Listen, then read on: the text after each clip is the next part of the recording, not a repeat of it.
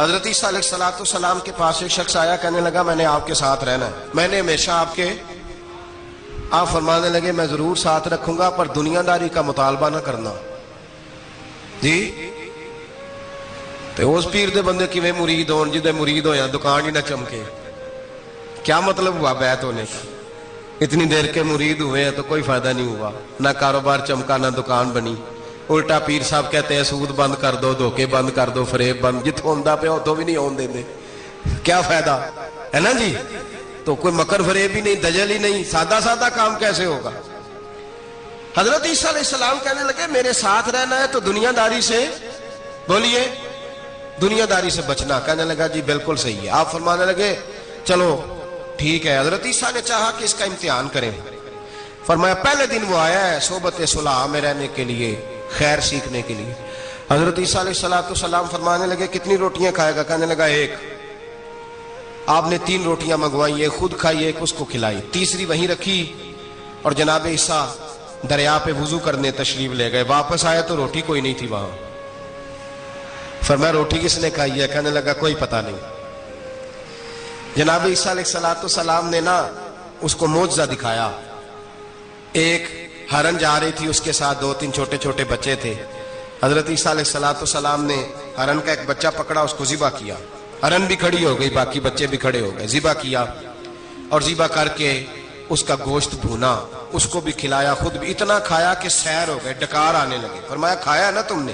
لگا حضور کھایا ہے۔ فرمایا پیٹ میں ابھی ہے کا ہے؟ ہرن کے بچے کی ہڈیاں پڑی ہوئی تھی۔ جناب عیسیٰ نے ساری ہڈیاں کٹھی کر کے فرمایا کم باذن اللہ، اللہ کے حکم سے کھڑا ہو جا۔ وہ ہرن کا بچہ پھر زندہ ہو گیا۔ آپ فرمانے لگے ہرن کے بچے کا گوشت تیرے پیٹ میں بھی ہے، میرے پیٹ میں بچہ وہ جا رہا ہے، اب تو بتا دے روٹی کس نے کھائی ہے، اب تو بتا دے۔ کہنا جی کوئی پتہ نہیں، مجھے پتا۔ حضرت عیسیٰ علیہ السلام اس کو ساتھ لے گئے، دریا کے اس پار جانا تھا۔ فرمایا ہاتھ پکڑا چلو گزرو۔ دریا میں پیر رکھا، اس کا بھی اپنا بھی۔ کہنے لگا جی ڈوب جاؤں گا۔ فرمایا تو میرے ساتھ ہے، تجھے معجزہ دکھانا ہے، اللہ کی قدرت دکھانی ہے۔ پیر رکھا دریا میں، پیدل چلتے ہوئے دوسرے کنارے چلے گئے، کوئی ڈوبا نہیں، پیر بھیگا نہیں۔ فرمایا اتنی بڑی تو نے معجزہ دیکھا، اب تو بتا دے روٹی کس نے کھائی ہے؟ کہنے لگا جی پتا، مجھے خبر، اللہ کے سامنے سارا ہی پتا ہوتا ہے، پتا نہیں مجھے، بولے بن جاتے ہیں نا منٹ میں۔ حضرت عیسیٰ کہنے لگے میں اللہ کا پیغمبر ہوں، مجھے منوانا آتا ہے۔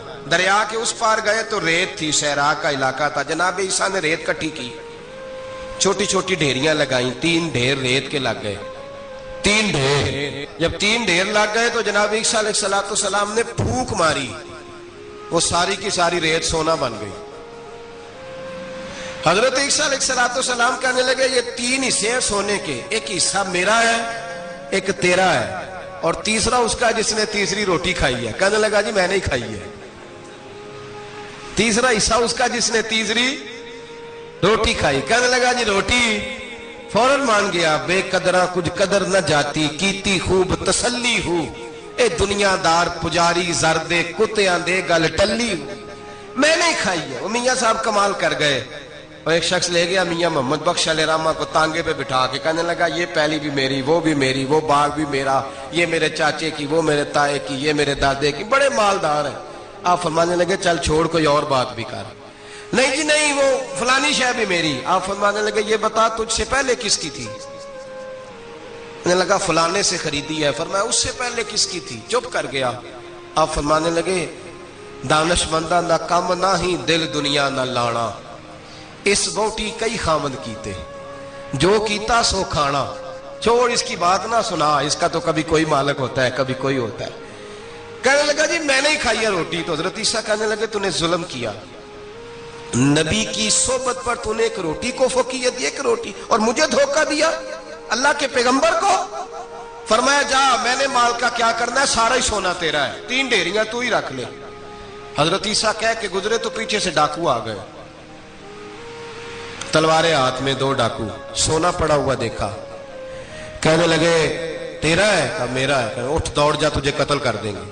منت کرنے لگا، کہنے لگا یار اس طرح کرو نا، بانٹ کے کھاتے ہیں، بانٹ کے کھا لیتے۔ بات طے ہو گئی، ایک ایک ڈھیری کے مالک ہو گئے۔ اب وہ بات چیت ہونے لگی، نام پتہ واقفیت ہو گئی، تعارف ہو گیا۔ اب وہ جو دو ڈاکو تھے ان کو وہ شخص کہنے لگا بھوک لگی ہے یار کو روٹی کھاؤ، کچھ پیسے دے کے ایک کو بھیجا۔ وہ جو دو ڈاکو تھے ان میں سے جو کمزور تھا اس کو بھیجا کہ جاؤ کھانا لے کے آؤ۔ وہ کھانا لینے گیا تو پیچھے سے کہنے لگا تیرا رشتہ دار ہے؟ کہا نہیں۔ کوئی تعلق؟ کہنے لگا کوئی نہیں۔ آدھا حصہ کیوں دیتے ہو؟ کہنے لگے کمزور سا بندہ ہے، روٹی شوٹی لا دیتا ہے، میرے کام شام کرتا ہے تو میں اس کو آدھا۔ اس نے کہا دفع کرو، چھوٹے چھوٹے کام کرتا ہے تم آدھا حصہ دیتے ہو، آتا ہے تو پکڑ کے قتل کر دیتے ہیں، سونا آدھا آدھا بانٹیں گے۔ ٹھیک ہو گیا جی۔ وہ جو روٹی لینے گیا تھا وہ بھی کہنے لگا مجھے تو نوکر سمجھا ہوا ہے نا، کھانے میں لاؤں، پانی میں لاؤں، بستر میں بچھاؤں، آج اتنا سونا ہاتھ آیا، بڑا ڈاکہ لگا، ان کو قتل کرتا ہوں نا دونوں کو تو سونا میں قبضے میں کرتا ہوں۔ اس نے بھی دھوکہ دینے کا ارادہ کیا، کھانے میں زہر ملایا۔ امام راضی فرماتے ہیں وہ زہر ملا، کھانا لے کے پہنچا، روٹی رکھی تھی، ان دونوں نے یک بارگی حملہ کیا، اسے قتل کر دیا۔ قتل کر کے لاش دریا میں پھینکی، مست ہو کے کھانے لگے۔ جب سیر ہوئے تو پھر پیٹ کٹنے لگا، انتڑیاں ٹوٹنے لگیں، ناک منہ کان ہر چیز سے خون نکلنے لگا۔ چیخے مارتے کوئی سارا سونا لے لے ہمیں بچا لے، سارا کچھ لے لے جان بخش دے، رونے لگے تڑپنے لگے، لیکن اب کوئی بچانے نہیں آیا، کوئی داد رسی کو نہ آیا۔ تینوں لاشیں ایک دریا میں، دوسری وہاں، مر گئے، مردہ ہو گئے۔ حضرت عیسیٰ علیہ السلام چند گھنٹوں کے بعد گزرے تو لوگوں نے کہا حضور یہ کیا ہے؟ فرمایا دنیا داری کا انجام، لالچ کا انجام، دھوکے کا انجام، فریب کا انجام۔ او بھائی بیماری لگ گئی سیٹھ صاحب کو، مالدار صاحب کو، چودھری صاحب بیمار ہو گئے، کروڑوں روپیہ پڑا ہے تجوری میں، لیکن شفا کبھی خریدی نہیں جا سکتی، صحت کسی دکان سے ملتی نہیں، دھوکے سے اکٹھا کیا ہوا مال وہ پڑا ہے سامنے، لیکن اس کے منہ سے چند نوالے نہیں اتر رہے۔ یہاں تک حالات ہیں، ہماری عدالتوں کا اللہ حافظ ہے، اب وہاں کیس جاتے ہیں خلا کا کیس گیا، خاوند کے خلاف بی بی نے مقدمہ کر دیا۔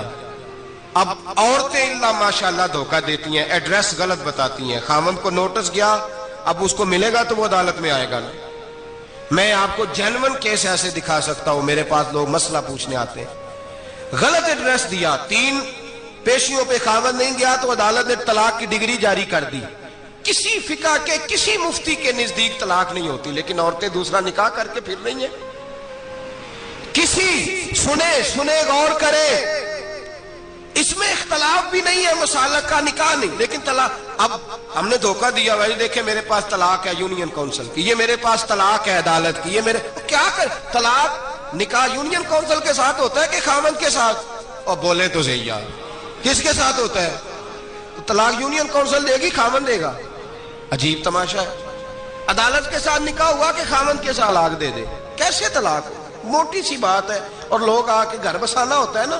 اور اللہ معاف کرے اس دھوکے میں کئی دفعہ سرپرست بھی شامل ہوتے ہیں اور دلیلیں دیتے ہیں، کہتے جی نہیں پھر ڈالتے غلط ہے، پاکستان کا قانون۔ میں نے کہا مجھے کیا بتاتے ہو؟ پاکستان کے قانون عدالت کی میں بات ہی نہیں کرتا، میں تو رسول اللہ کی بات کرتا ہوں، تو نبی پاک کی بات کر رہا ہوں۔ جب مصطفیٰ کریم کا قانون آ گیا تو بات ختم ہو گئی، وہ کوئی سا بھی قانون ہو۔ دھوکہ اتنا عام ہے، فریب اتنا عام ہے، جھوٹ اتنا عام ہے، دجل اتنا عام ہے، لوگ ہر بات میں دھوکہ، دینداری میں دھوکہ، نکاح اور طلاق میں دھوکہ، ہر جگہ لوگ دھوکے کے ساتھ جینا چاہتے ہیں۔ فریب اور فراڈ کا لائسنس، اگر آپ ناراض نہ ہو جائیں، جس وکیل نے کیس پکڑا ہوتا ہے اسے پتا ہوتا ہے کہ جو آدمی میرے پاس لے کے آیا جھوٹا ہے کہ سچا ہے، پتا ہوتا ہے کہ نہیں؟ چلو ہونے دا مطلب یہ نہیں کہ تسی وکیلاں دے دوالے ہو جائے، لیکن یہ بتائیں اسے خبر ہوتی ہے کہ نہیں تو انہیں کوئی نہیں پتا اس گل کا، پتا ہوتا ہے نا، تو پھر کیوں اس کا کیس لے کے عدالت میں جاتا ہے؟ پتا ہے نا سارا۔ جو گاہک ساتھ گئے ہوئے، اور ہمارے معاشرے میں تو مرد ہونے کی علامت ہے، مرد ہونے کی، چودھری ہونے کی علامت ہے کہ یار اگر کوئی غلطی کر کے آیا تو اس کی سپورٹ کرنی ہے، یہ مرد ہونے کی علامت ہے، یہ مرد ہونے کی علامت ہے۔ مرد وہ ہوتے ہیں جو سپورٹ کرتے ہیں دوستوں کے گناہوں میں، وہ مرد ہوتے ہیں۔ شرم آنی چاہیے، نظر جھک جانی چاہیے یہ بات کرتے ہوئے۔ میں یاروں کا یار ہوں، یار اگر گناہ میں الجھ جائیں گے تو میں سپورٹ کروں گا؟ چھ معنی دارت میرے نبی پاک صلی اللہ علیہ وسلم نے فرمایا اپنے بھائی کی مدد کر چاہے وہ ظالم ہو یا مظلوم ہو. تو صحابہ نے کہا حضور ظالم کی مدد کیسے کریں؟ فرمایا اسے ظلم سے روک دو، یہ تمہاری مدد ہوگی اس کے حق میں. اسے منع کرو ظلم سے. کیا تو یہ مرد ہونے کی علامت ہے کہ میرا بھائی آ گیا تو جیسے کہے گا میں نے ویسے کرنا ہے؟ اس کا ہاتھ پکڑ اسے منع کر، یہ تیری مردانگی کی علامت. میرے نبی پاک علیہ الصلوۃ والسلام نے فرمایا میرا مومن کبھی کسی کو دھوکا، اس کے مزاج میں دھوکا نہیں ہوتا، فریب نہیں ہوتا، فریب نہیں. ہمارے ہاں ایک اور بات بھی اب بڑی عام ہے، اتنے لمبے آرٹیکل چھپے ہیں، کبھی کتابیں کھول کے پڑھو کہ ہم اسلام کی رسوائی کا کتنا سبب بن رہے ہیں. یورپ پہ نوجوان گئے اور ان عورتوں سے نکاح کیے صرف نیشنلٹی لینے کے لیے. کیا نیشنلٹی لینے کے لیے غیروں سے دھوکا کرنا جائز ہے؟ میرے نبی پاک صلی اللہ علیہ وسلم بدر میں تھے، 2 صحابی آ رہے تھے، دونوں بہادر صحابی تھے. رستے میں ابو جہل سے ملاقات ہو گئی. ابو جہل کہنے لگا تم جا رہے ہو اپنے نبی کے ساتھ جنگ میں تعاون کرو گے؟ وہ صحابہ کہنے لگے نہیں ہم تو ویسے جا رہے ہیں، ہم بالکل بھی جنگ نہیں کریں گے. کا وعدہ کرتے ہو؟ کا وعدہ کرتے ہیں. وہ دونوں آ گئے حضور کے پاس، یا رسول اللہ صلی اللہ علیہ وسلم ہم آ رہے تھے اور ابو جہل ملا ہے، ہم نے وعدہ کر لیا ہم جنگ نہیں لڑیں گے. 313 لوگ تھے اور ایک آدمی کی ضرورت تھی. کہا حضور کافر سے وعدہ کیا ہے، کافر سے. نبی پاک نے فرمایا تم ہتھیار نہیں اٹھاؤ گے. وعدہ کافر سے کیا پر کیا تو ایک مومن نے ہے نا. ایک شمون نام کے بزرگ تھے، بنی اسرائیل سے تعلق تھا، بڑی عبادت کرتے تھے، 1000 سال عبادت فرمائی، ساری رات نفل پڑھتے، سارا دن روزہ رکھتے اور پھر روزہ رکھ کے تو کافروں سے جہاد کرتے. ساری زندگی جہاد میں گزاری، جس جنگ میں گئے اللہ نے فتح عطا فرمائی. یہ ذرا سوچئے کہ جس کا تذکرہ میرے نبی پاک فرما رہے ہیں وہ کتنا بڑا آدمی ہوگا. ولی اگرچہ بنی اسرائیل کے تھے لیکن اتنا زبردست ان کا جہاد کرنے کا طریقہ تھا. بڑا جہاد کیا، بڑی انہوں نے، کافر بڑے پریشان تھے کہ بندہ قابو نہیں آتا. بڑی دور تک بات گئی، بڑی جد و جہد کی، لیکن حضرت شمون علیہ رحمہ بنی اسرائیل کے ولی تھے، قابو نہ آئے. آخر ان کی بیوی کو خریدا. اور یہ 1-2 مثالیں بیویوں کی آ گئی ہیں. خامد بھی بکتے ہیں، یاد رکھنا، بھائی بھی بکتے ہیں. اللہ ماشاءاللہ جب کوئی بکنے پہ آتا ہے تو پھر وہ اپنے معیار کو قائم نہیں رکھتا، پھر لوگ گر جاتے ہیں معیار سے. بیوی کو خریدا. کہنے لگے تو نے اس کے ساتھ رہ کے کیا وقت گزارا ہے؟ کہنے لگی کوئی سکھ نہیں پایا، ایک وقت روٹی ایک وقت کی بھوک. درویشی کا درس دیتا ہے، کچھ بھی نہیں ملا. حضرت شمون علیہ رحمہ کی بیوی جب خریدی گئی، کہنے لگے جب چونکہ یہ کم سوتے ہیں اور جتنی دیر سوتے ہیں گہری نیند سوتے ہیں، جب گہری نیند سو جائے تو رسیوں کے ساتھ جکڑ دینا. امام غزالی علیہ رحمہ نے اس کو لکھا ہے، رسیوں کے ساتھ جکڑ دیا بیوی نے. حضرت شمون اٹھے نہ تو اپنے آپ کو رسیوں سے بندھا ہوا دیکھا، اللہ اکبر کہا. جب اللہ اکبر کہا تو ساری رسیاں ٹوٹ گئیں. بیوی سے کہنے لگے تو نے کیوں باندھا؟ اس نے پھر دھوکہ دیا. کہنے لگی ہر جنگ میں لوگ آ کے بتاتے تھے تیرا خاوند بڑا دلیر ہے. میں نے کہا میں بھی دیکھوں کتنا دلیر ہے. سارے ایک نیا رنگ، ایک نیا روپ، ایک نیا طریقہ. تو میں نے تو آزمایا ہے. اور یہ تو چھوٹی چھوٹی رسیاں تھیں. آپ فرمانے لگے چلو ٹھیک ہے اگر تو نے آزمایا ہے تو پھر دیکھ بھی لیا ہے. کچھ دنوں کے بعد اس نے زنجیروں سے باندھ دیا، لوہے کی زنجیروں سے. اٹھے تو بندھا ہوا پایا، اللہ اکبر کا تو زنجیریں بھی ٹوٹ گئیں. فرمانے لگے یہ تو نے کیا کیا؟ کہنے لگی دیکھنا چاہتی تھی، کچی رسیاں تو توڑ لیتے ہو، زنجیریں بھی ٹوٹتی ہیں کہ نہیں؟ ہاں بھائی ٹھیک آ کے لوگ بتاتے ہیں تو واقعی دلیر ہے، ہر جنگ میں کامیاب ہوتا ہے. اب قریب بیٹھنے لگی، کھانا اپنے ہاتھوں سے کھلانے لگی، فریب کرنے لگی، دھوکہ دینے لگی. کہنے لگی بتاؤ تو صحیح طاقت کا راز کیا ہے؟ مومن نرم دل ہوتا ہے. ایک دفعہ کوئی مسکرا کے پاس آتا ہے تو سمجھتا ہے کہ شاید یہ میرا خیر خواہ ہے، اس لیے مومن دھوکے کھاتے ہیں، دھوکے دیتے نہیں. جب اس نے محبت کے لب و لہجے میں بات کی تو جناب شمون کہنے لگے اور تو میں کسی چیز سے قابو نہیں آ سکتا. بال ان کے لمبے لمبے تھے، بیٹھتے تھے تو نیچے بال آتے تھے، ہماری شریعت میں جائز نہیں. نبی پاک صلی اللہ علیہ وسلم نے زلفے کانوں تک کی اجازت دی ہے، کندھوں تک کی اجازت ہے. کندھوں سے نیچے بال آئے تو حرام لکھا ہے اعلیٰ حضرت نے، کندھوں سے نیچے جائز نہیں. ان کے بال بڑے لمبے تھے، بیٹھتے تھے تو نیچے دب جاتے تھے. حضرت شمون کہنے لگے مجھے دنیا کی تو کوئی طاقت نہیں باندھ سکتی، ہاں میرے بالوں سے مجھے باندھ دیا جائے تو پھر نہیں میں اٹھ سکتا. بس اس کے ہاتھ بات آ گئی، اس نے کھانا بھی کھلایا. उसने बिस्तर भी बिछा के दिया, पैर भी दबाए, जब सो गए तो उसने उनके बालों से उन्हें बांध लिया और काफिरों को जाके बताया कि आज नहीं खुल सकेगा। जब उठे तो बंधा हुआ देखा, बीवी की तरफ देखा, कहा तुझे ख्याल नहीं आया खोल दे। कहने लगी सारी जिंदगी गुर्बत दी तूने, ये देख मुझे हीरे मिले हैं, कंगन मिले हैं, ये देख मेरे कानों में हीरा सोना चांदी हर चीज, चल जा, तेरा क्या करना है, सारी रात इबादतें, सारा दिन तू जिक्र फिक्र और जिहाद में गुजार देता। धोखा दिया। उन काफिरों ने आके सुतून के साथ चारपाई उठाई और सुतून के साथ खड़ी की, फिर रस्सियों और जंजीरों से बांधा। अल्लाह के वली का सबसे पहले नाक काटा, फिर तलवार के साथ कान काटे, फिर आंखें निकाली।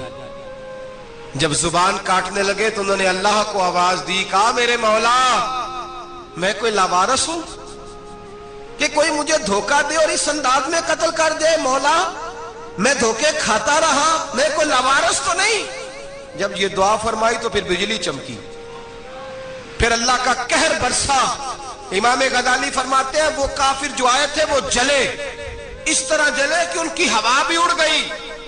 अब वो बीबी दौड़ी आई और पैरों में बैठी कहने लगी बख्श दो। आप फरमाने लगे सारी जिंदगी मैं तेरे धोखे खाता रहा। अब अल्लाह की लाठी चलने लगी है, उसकी आवाज नहीं होती, अब तू खुदा के हवाले है। पैरों से आग चली। कहने लगे वो देखना सोने से कह तुझे बचाए, वो जो तेरे हाथों में हीरे के कंगन है उन्हें कह तेरी हिफाजत करे। अब वो जो तेरे कानों के अंदर सोने चांदी की बालियां और कांटे हैं और झूमर है उनको कह तेरी तुझे निजात दिलाए। जलती रही, तड़पती रही, चीखती चिल्लाती रही और इस तरह चीखी कि वो खाक बनी, हवा में उड़ी। अल्लाह ने अपने वली की आंखें भी दोबारा अता फरमा दी, कान भी दोबारा अता फरमा दिए। अल्लाह तबारक व तआला ने पहले से ज्यादा ताकत दी। वो जब बाहर निकले तो ऐलान कर रहे थे लोगों देखो धोखा वाले जल गए, तबाह हो गए, नामो निशान मिट गया और मुझे धोखा दिया गया था तो अल्लाह ने मुझे पहले से ज्यादा ताकतें अता फरमा दी, पहले से ज्यादा कुव्वतें, धोखा ना देना। हज़रत अब्दुल्लाह इब्न उमर रदी अल्लाह ताला अन्हु को ना गुलाम आज़ाद कराने का बड़ा शौक था। देखिए ना एक बंदा किसी ने खरीद लिया है, वो उसका पाबंद है, बड़ी तकलीफ में होते थे लोग। गुलाम 1000 से ज़्यादा गुलाम आपने आज़ाद कराए तो आप जब गुलाम खरीदते थे ना तो नज़र करते थे जो गुलाम ज़रा ज़्यादा नमाजें पढ़ता उसे आज़ाद कर देते। तो गुलामों ने इस तरह किया, उन्हें पता चल गया, उन्होंने भी ना लंबी लंबी नमाजें शुरू कर दी। तो हज़रत अब्दुल्लाह इब्न उमर को पता चलता, आज़ाद कर देते। एक दिन आपके बेटे कहने लगे हुजूर ये आपको धोखा देते हैं, लंबी लंबी नमाजें पढ़ते हैं, आप आज़ाद कर देते हैं, बाद में पता नहीं 5 भी पूरी पढ़ते हैं कि नहीं पढ़ते। तो हज़रत अब्दुल्लाह इब्न उमर कहने लगे पुत्र तेरा क्या ख्याल है, मुझे नहीं पता। का हुजूर पता है। फरमाने लगे ये मुझे रब के नाम पर धोखा देना चाहते हैं, जो रब के नाम पे धोखा दे रोज दे, मैं रोज धोखा खाने को तैयार हूँ। दूसरी बात ये थी हजरत अब्दुल्ला इब्न उमर में कि नबी पाक से मोहब्बत कूट कूट के भरी हुई थी। हुजूर का जिक्र आता तो रो पड़ते, उन जगहों पे जाके ढूंढ ढूंढ के बैठते जहाँ नबी पाक ने वक्त गुजारा है। एक दरख्त का पता चला कि यहाँ हुजूर थोड़ी देर आराम फरमा हुए थे, उन्होंने देखा था या उन्हें मालूमात हुई, तो हमेशा उस दरख्त को पानी देते, उसका ख्याल करते, कहते ये दरख्त हमेशा तरोताज़ा रहे, यहाँ मेरे नबी पाक ने थोड़ा वक्त गुजारा है। वो मक्का मुकरमा में भी जाते तो वो जगह ढूंढ ढूंढ के जहाँ हुजूर ने नमाज पढ़ी थी नमाज पढ़ते। मस्जिद नबवी में आते तो जिस मिंबर पर हुजूर बैठ के खुतबा देते तो उस पर हाथ फेर के चेहरे पे मलते। हुजूर की कब्र अनवर पर हाजिरी देते, अस्सलामु अलैका या रसूल अल्लाह कह के उस बारगाह आली मर्तबत में हाजिरी देते। हजरत सिद्दीक अकबर को सलाम करते, हजरत उमर को सलाम करते, पैर सुन्न हो गए एक दफा चलते चलते। तो किसी ने कहा जिससे सबसे ज्यादा प्यार है ना उसे पुकारो, पैर ठीक हो जाएगा। तो फौरन कहने लगे या मोहम्मद सल्लल्लाहु अलैहि। और ये इमाम बुखारी ने लिखा है अल अदबुल मुफरद में, खुद इमाम बुखारी लिखते कि हजरत अब्दुल्ला इब्न उमर ने या मोहम्मद कहा और उनका पैर सोया हुआ ठीक हो गया। ये लोग बड़ी मोहब्बत करने वाले। आप फरमाया करते थे शायद ज़िंदगी में लोगों ने किसी से इतना प्यार किया हो जितना नबी पाक अलैहिस्सलाम के ग़ुलामों ने मुझसे किया है। हर वक्त लोग इनके गिर्द रहते, लोग मोहब्बत करते। हज्जाज बिन यूसुफ जब हुक्मरान बना ना तो बड़ा जालिम था, उसको ये बात अच्छी नहीं लगती थी کہ ہر وقت لوگ حضرت عبداللہ ابن عمر کے پیچھے گھومیں. بادشاہوں کا خیال ہوتا ہے نا بادشاہ ہم میں تو پروٹوکول کوئی اور لے کے جا رہا ہے.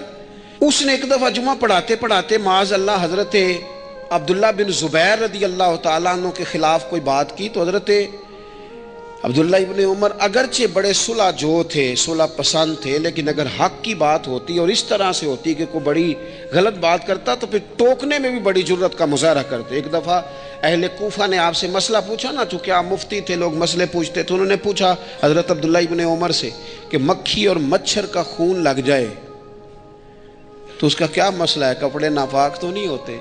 تو اس سوال کا جواب دینا چاہیے تھا نا، ہوتے ہیں کہ نہیں ہوتے. تو فرمانے لگے حسین ابن علی کا خون بہا کے اب مکھیوں کے خون کے مسئلے پوچھنے شروع کر دیے. اب تمہیں یہ والا خون نظر آنے لگا ہے؟ حضور کی اولاد پاک کو شہید کر کے اب ان مسئلوں میں آئے ہو؟ میں خیال نہیں آتا تمہارے دلوں میں گھٹن ہے حضور کی اولاد کے لیے اور دین کے مسئلے پوچھتے ہو؟ جاؤ پہلے کشادگی پیدا کرو. تیری نسل پاک میں ہے بچہ بچہ نور کا، تو ہے عین نور، تیرا سب گھرانہ نور کا. پہلے کشادگی لاؤ حضور کی اولاد پاک کے لیے، پھر مسائل پوچھنا. حجاج بن یوسف نے کوئی بات کر دی، آپ نے ٹوک دیا، آپ نے ٹوک دیا. تو پھر حجاج نے سازش کی. اوہو، اللہ والوں کے خلاف جو سازشیں ہوتی ہیں بڑی گہری ہوتی ہیں، بڑی سخت ہوتی ہیں، بڑے جال بنے جاتے ہیں، بڑا حسد کیا جاتا ہے، بڑی تکلیف دی جاتی ہے. اللہ قرآن میں کہتے ہیں محبوب یہ لوگ تجھ سے حسد کرتے ہیں، حسد من عند انفسہم، ان کے دلوں میں تیرے لیے حسد ہے. حسد کرتے ہیں لوگ، دور تک نکل جاتے ہیں حاسدین. حجاج نے کیا کیا؟ اس نے ایک شخص سے کہا کہ زہر والا خنجر تیار کرو جو زہر میں بجھا ہوا ہو.